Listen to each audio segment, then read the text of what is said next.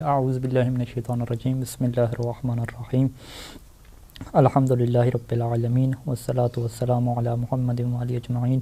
واللعنۃ الدائمۃ علی اعداء محمد وآل محمد اما بعد وفقنا اللہ وإیاکم للعلم والعمل الصالحین انشاءاللہ تعالی رب یسر ولا تعسر تمم بالخیر۔ عالم کسے کہتے ہیں اور عالم کی تشریح کیا ہے؟ جیسے کہ روایات معصومین علیہ السلام میں اس چیز کو بڑے واضح انداز سے بیان کیا گیا ہے کہ جب بھی اختلاف ہو جائے اور فقہا کا اختلاف ہو اور ہر کسی کے پاس حدیث بھی موجود ہو، حدیث کے ہوتے ہوئے اگر اختلاف ہو گیا ہے تو ظاہری بات ہے ہمیں پتہ ہے کہ یقیناً ان میں سے ایک ہی ٹھیک ہوگا، دونوں ایک ٹائم پہ ٹھیک نہیں ہو سکتے۔ اور چونکہ ہمارے اوپر بھی کوئی وحی نازل نہیں ہو رہی اور ہمارا بھی امام وقت سے تعلق اور ارتباط ڈائریکٹ نہیں ہے کہ ہم جا کے ان سے پوچھ لیں کہ ہمیں بتائیے کہ موجودہ جو فقہا میں اختلاف ہو گیا ہے یا احادیث میں اختلاف ہو گیا ہے یا کسی حدیث یا قرآن کی آیت کو سمجھنے میں اس کی تشریح میں اختلاف ہوا ہے، کون حق ہے، کون حق پر ہے اور کون باطل پر ہے، اس کی تشخیص فرما دیجئے۔ ہم امام زمانہ سے ڈائریکٹ رابطہ کر کے اس چیز کی پہچان نہیں کروا سکتے، وہی تو ہمارے اوپر نازل ہونی نہیں ہے، تو پھر اس کا کیا قاعدہ کلیہ ہے کہ ہم کیا کریں اس اختلاف کی صورت میں؟ امام معصوم نے جو قاعدہ کلیہ ہمیں عطا فرمایا ہے، جیسے کہ شیخ صدوق علیہ رحمہ نے من لا یعذر الفقیہ میں یہی حدیث نقل فرمائی، اصول کافی میں مرحوم کلینی نے احادیث نقل فرمائی کہ جب بھی اختلاف ہو جائے تو اس صورت میں آپ نے افقہ اور عالم کی طرف جانا ہے۔ لفظ افقہ اور عالم اگر ہم نحوی اعتبار سے دیکھیں تو یہ افعل التفضیل کے صیغے ہیں۔ افعل التفضیل ایک ایسی صفت کو بیان کرتا ہے کہ جس میں آپ تقابل کرا رہتے ہیں دوسرے بندے سے، دوسروں سے تقابل کرا رہے ہوتے ہیں۔ تو اگر ہم اس کے ڈکشنری کے معنی کو دیکھیں تو عالم اور افقہ کا مطلب کیا ہے کہ جس کے پاس سب سے زیادہ علم ہو، جس کے پاس سب سے زیادہ فقاہت ہو۔ لیکن ہم فقہ میں جب آ کے دیکھیں گے کہ فقیہ اس حدیث سے کیا سمجھتا ہے، فقیہ جو ہے وہ فقہ میں عالم اور افقہ کسے کہتے ہیں۔ تو فقہ میں عالم اور افقہ کو جاننے کے لیے اس وقت میں آپ کے سامنے جو ہے وہ عروہ میں سید سیستانی کا جو حاشیہ ہے وہاں سے میں آپ کے سامنے عالم کی تعریف رکھ رہا ہوں، کہ جس میں حاشیہ نمبر 18 ہے اور جس میں سید سیستانی دامت ظل العالی فرماتے ہیں کہ المراد من العالم عمدۃ ما یلاحظ فیہ العالمیت امور ثلاثہ،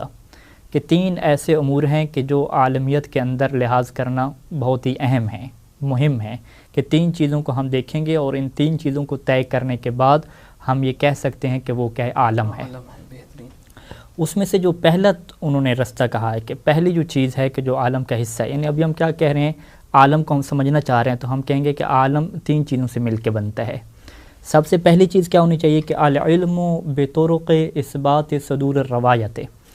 کہ عالم کے پاس علم ہونا چاہیے۔ کس بات کا علم ہونا چاہیے؟ بطرق اثبات صدور الروایت، ان رستوں کا علم ہونا چاہیے کہ جس کے ذریعے سے روایت کا صادر ہونا ثابت ہوتا ہے۔ دیکھیں ہمارے سامنے قرآن مجید ہے، اس کے اوپر کوئی دوسری رائے نہیں ہے کہ یہ وہی کتاب ہے جو پیغمبر اسلام صلی اللہ علیہ وآلہ وسلم پہ نازل ہوئی تھی اور اس کی حفاظت کی ذمہ داری خود اللہ تعالی نے کیا اپنے ذمہ رکھی ہے۔ لیکن جہاں تک احادیث کا تعلق ہے، احادیث اور روایات میں ایسا نہیں ہے، اور گزشتہ قسط میں ہم بیان کر چکے ہیں کہ احادیث میں بہت زیادہ اختلاف موجود ہے، اس کے اندر تحریف بھی ہوئی ہے، اس کے اندر جھوٹ بھی کیا شامل ہو چکا ہے، سب کچھ یعنی اس طریقے سے ہے۔ تو اس صورت میں اب عالم فقیہ کون سا ہوگا؟ عالم فقیہ میں پہلے سٹیپ پہ اس کے پاس ایسا علم ہونا چاہیے کہ اسے پتہ چل سکے کہ کون سی روایت ٹھیک ہے، کون سی روایت ٹھیک نہیں ہے، یہ چیز اس کے اندر ہونی چاہیے۔ اور اس چیز کے اندر سیستانی فرماتے ہیں پھر کون سے علم کے اندر اسے زیادہ ماہر ہونا چاہیے؟ فرماتے ہیں کہ وَالدَّخِيلُ فِيهِ عِلْمُ الرِّجَالِ وَعِلْمُ الْحَدِيث، اس کے لیے علم رجال اور علم حدیث ضروری ہے کہ جس سے اسے پتہ چلے گا کہ معرفت الکتب و معرفت الروایت، اسے پتہ چلے کہ کون سی کتابیں احادیث کے ہمارے پاس ہیں، کون سی کتابیں ایسی ہیں کہ جو ثابت ہیں، کتابوں کے نسخوں میں کیا اختلاف ہے، وہ معرفت النسخ المختلفت، مختلف نسخے اصول کافی کے ہیں، من لا یعذر الفقیہ کے ہیں، کسی میں واو ہے، کسی میں واو نہیں ہے، کسی میں کچھ حرکات لگی ہوئی ہیں، کسی میں کچھ اعراب لگے ہوئے ہیں، ان کی معرفت ہونی چاہیے۔ وتمییز الاصح عن غیرہ، اور اس فقیہ کے پاس یہ صلاحیت ہونی چاہیے کہ وہ صحیح نسخوں کو دوسرے نسخوں سے جدا کر سکے۔ یہ کیا ہے؟ پہلی چیز ہے۔ اور اس کے علاوہ ایک اور اہم چیز بھی اس کے اندر ذکر فرمائی کہ والخلط الواقع بین متن الحدیث و کلام المصنفین، کہ بعض اوقات ایک حدیث کا متن ہوتا ہے، اس کے اندر راوی کا کلام بھی شامل ہو جاتا ہے، اور راوی سے ہٹ کے جو کتابیں مرتب کرنے والے ہیں مثلا مرحوم کلینی ہیں، ان کا اپنا کلام بھی شامل ہو جاتا ہے۔ تو چونکہ جو پرانے نسخے ہیں وہ ایک ہی طرز پہ لکھے جاتے ہیں، کلر وغیرہ کا اس میں فرق نہیں رکھا جاتا، ایک ہی لائن پہ لکھے جاتے ہیں، تو لہٰذا ایک فقیہ کے اندر یہ صلاحیت ہونی چاہیے کہ اسے پتہ ہو کہ کہاں تک امام کا کلام جاری ہے، اور پھر کہاں اندر راوی کا کلام آیا ہے، پھر کہاں اندر جو ہے وہ جو مصنف ہے اس کا اپنا کلام آ گیا ہے۔ یہ چیز ضروری ہے۔ اور یہ دیکھیں یہ چیز کیوں سید ثانی فرما رہے ہیں، اس وجہ سے کہ چونکہ امام علیہ السلام نے فرمایا تھا کہ جب اختلاف ہو جائے تو اعلمہما باحادیثنا، اس فقیہ کی طرف جانا ہے کہ جس سے ہماری احادیث کی زیادہ معرفت ہو۔ تو حدیث کی زیادہ معرفت اسی طریقے سے ہوگی کہ جب وہ علم رجال و حدیث کا ماہر بنے گا تو وہ پھر پرکھ سکتا ہے کہ کون سی حدیث معصوم کی ہے اور کون سی حدیث معصوم کی نہیں ہے۔ یہ کیا ہو گیا، پہلا سسٹم ہو جائے گا۔ پہلا مرحلے میں اسے یہ ثابت کرنا ہے کہ یہ جو روایت ہے یہ معصوم کی ہے، اس کے اندر غیر معصوم راوی کا کلام شامل کب ہوا، کتنا ہوا، کیا حیثیت ہے، یہ پہلا حصہ ہو گیا۔ دوسرا حصہ کیا ہے کہ فہم المراد من النص، کہ وہ جو متن جب ثابت ہو گیا تو اب اس میں جو معصوم کیا فرمانا چاہتے ہیں، اس کی تشریح اور اس کا معنی کیا ہے۔ اب جب اس کی معنی اور اس کی تشریح پہ بات آئے گی تو ظاہری بات ہے اسے کیا جاننا پڑے گا، اسے قدیم عربی زبان میں جب عربی کی گفتگو ہوتی تھی اور ان کے درمیان جو رائج محاورے تھے، رائج جو الفاظ تھے، اس کی سے معرفت حاصل کرنی پڑے گی، یعنی اس سے بہت پیچھے جانا پڑے گا، اس سے قدیم کتابیں عربی کی پڑھنی پڑیں گی۔ اور یہ خوبصورت جملہ ہے کہ اگر آپ سائنس میں ترقی کرنا چاہتے ہیں تو آپ کو آگے سے آگے جانا پڑے گا کہ آپ مریخ تک، چاند تک پہنچیں، لیکن اگر آپ دین کو سمجھنا چاہتے ہیں تو آپ بالکل اتنا پیچھے جائیں کہ رسول خدا کے قدموں تک آپ پہنچ جائیں، کیونکہ ہم یہ جانتے ہیں کہ جیسے حالات گزرتے ہیں، وقت گزرتا ہے، وقت کے گزرنے کے ساتھ زبان کے الفاظ میں، اس کے معنی میں تبدیلی ہوتی رہتی ہے۔ تو لہٰذا سید ثانی کیا فرماتے ہیں کہ خود روایت کو ثابت کرنے کے بعد دوسرا مرحلہ جس کے اندر فقیہ کو زیادہ ماہر ہونا چاہیے کہ وہ نسخ سے جو امام کی مراد ہے، وہ جو متن ہے، وہ جو الفاظ لکھے ہوئے ہیں، اس سے امام کیا فرمانا چاہتے ہیں اس کا اسے علم ہونا چاہیے۔ اور یہ کیسے ہوگا؟ بتشخیص القوانین العامۃ للمحاورۃ وخصوص طریق الائمۃ علیہم السلام فی بیان الاحکام۔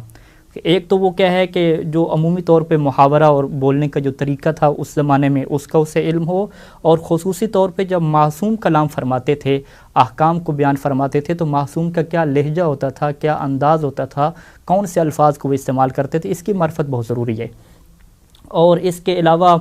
اسے پتہ ہونا چاہیے کہ علوم ادبیہ، عرب کے لٹریچر کا قدیم اس سے پتہ ہونا چاہیے،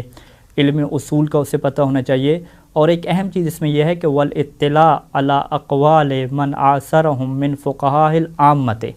کہ اہل سنت کے فقہا جب اس زمانے میں موجود تھے، ان کے جو مفتی موجود تھے، ان کے پاس جو روایات تھیں اس کا بھی علم ہونا چاہیے۔ اس سے کیا ہوگا کہ ان روایات کی وجہ سے ہمیں اپنی روایت کا معنی سمجھنے میں آسانی ہوگی۔ یعنی جب ہم سارا دیکھ رہے ہوں گے کہ ماحول اس طریقے سے بنا ہوا ہے،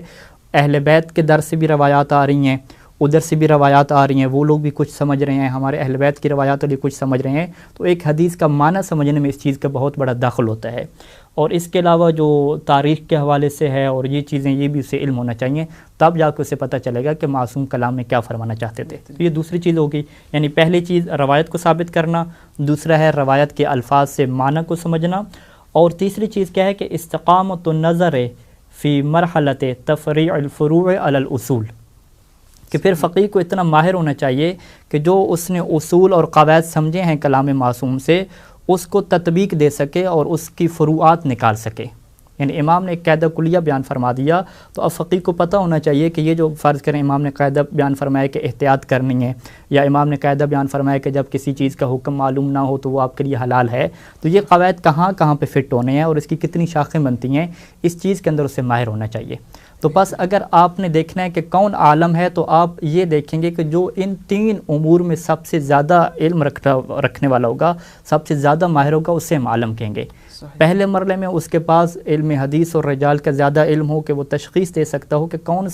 کون سی روایت معصوم کی ہے اور کون سی روایت معصوم کی نہیں ہے۔ ورنہ عوام تو کیا کہہ دیتے ہیں کہ آپ کسی فرمان کے بارے میں، کسی روایت کے بارے میں یہ کہیں کہ اس کی سند ثابت نہیں ہے یا اس کے اندر یہ مشکل ہے، تو وہ کہتے ہیں کہ آپ معصوم کے فرمان پہ اعتراض کر رہے ہیں۔ تو ہم کہتے ہیں پہلے مرحلے میں یہ ثابت تو کرو کہ یہ معصوم کا فرمان ہے۔ جب یہ ثابت نہیں ہوا، ہر کوئی آ کے کہہ رہا ہے قال امام صادق علیہ السلام، بس وہ کہہ دے تو یہ معصوم کا فرمان بن جاتا ہے کیا؟ نہیں، یہ چیز ضروری ہے کہ یہ صدور روایت کو ثابت کرنا پڑتا ہے، اس میں صدور روایت کو، کتابوں کو، سند کو، ساری چیزیں ثابت کرنا پڑتی ہیں، وگرنہ تو سب کچھ ظن اور قیاس ہو جائے گا۔ تو لہٰذا دیکھیں گے کہ جو فقیہ صدور روایت کے اعتبار سے علوم کے اوپر قدرت زیادہ رکھتا ہے، پھر روایت کو سمجھنے کے حوالے سے، پھر جو اصول اور کلی قواعد روایات میں موجود ہیں اس کے فروعات نکالنے سے، اس کو مختلف موارد کے اوپر پریکٹس کرنے کے اوپر زیادہ قدرت رکھتا ہے، تو اس فقیہ کو ہم عالم کہیں گے۔